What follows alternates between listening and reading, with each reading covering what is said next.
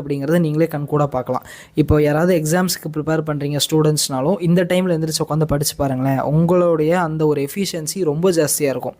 அதே மாதிரி நம்ம ஸ்டூடெண்ட்ஸ் நம்மகிட்ட இனிஷியேட் பண்ணவங்க யாராவது இருந்தீங்கன்னா இந்த மார்கழி மாதத்தை மிஸ் பண்ண வேண்டாம்.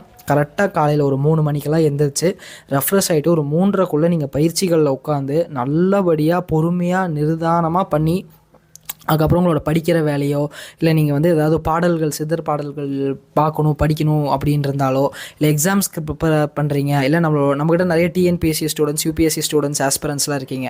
இந்த டைமை யூஸ் பண்ணிக்கிட்டீங்க அப்படின்னா கண்டிப்பாக இது வந்து உங்களுக்கு ஒரு கோல்டன் டைமாக இருக்கும். சரி, ஓகே. இந்த அமுத காற்று இது என்ன தான் சொல்ல வருது அப்படின்னு வந்து பார்த்திங்கன்னா நம்ம செல்ஸை வந்து ரீஜெனுவேட் பண்ணக்கூடிய சக்தி இந்த அமுத காற்றுக்கு இருக்குது. ஒன்று, டெட் செல்ஸோட அளவை கம்மி பண்ணுற ஒரு சக்தி இந்த அமுத காற்றுக்கு இருக்குது. அப்படி என்ன அமுத காற்று அது என்ன தான் சொல்ல வருது அப்படின்னு வந்து பார்த்திங்கன்னா வேறு ஒன்றும் இல்லை, ஆக்சிஜனோட லெவல் அதிகமாக இருக்கிறது தான் வள்ளலார் அமுத காற்றுங்கிற